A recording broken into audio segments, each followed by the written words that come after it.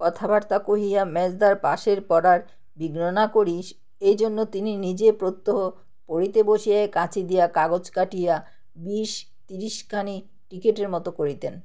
তাহার কোনোটাতে লেখা থাকিত বাইরে, কোনোটাতে থুতু ফেলা, কোনোটাতে নাক ঝাড়া, কোনোটাতে তেষ্টা পাওয়া ইত্যাদি। যতীনদা একটা নাক ঝাড়া টিকিট লইয়া মেজদার সম্মুখে ধরিয়া দিলেন। মেজদা তাহাতে স্বাক্ষর করিয়া লিখিয়া দিলেন 8:33 হইতে 8:34 পর্যন্ত, অর্থাৎ এই সময়টুকুর জন্য সেই নাক জারিতে যাইতে পারে।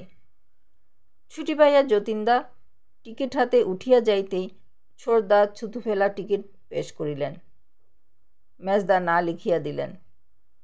কাজেই ছোড়দা মুখ ভারী করিয়া মিনিট 2 বসিয়া থাকিয়া তেষ্টা পাওয়া আর্জি দাখিল করিয়া দিলেন। এইবার মঞ্জুর হইল।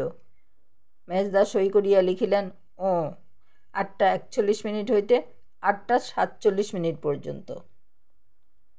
পরোয়ানা লইয়া ছোড়দা হাসি মুখে বাহির হইতেই যতীনদা ফিরিয়া আসিয়া হাতের টিকিট দাখিল করিলেন। মেজদা ঘড়ি দেখিয়া সময় মিলাইয়া একটা খাতা বাহির করিয়া সে টিকিট গদ দিয়া আটিয়া রাখিলেন। সমস্ত সাজ সরঞ্জাম তাহার হাতের কাছেই থাকিত। সপ্তাহ পরে এইসব টিকিটের সময় ধরিয়া কফিয়ত তলব করা হইত। এইরূপে মেজদার অত্যন্ত সতর্কতায় এবং সুশৃঙ্খলায় আমাদের এবং তাহার নিজের কাহারও এতটুকু সময় নষ্ট হইতে পাইত না।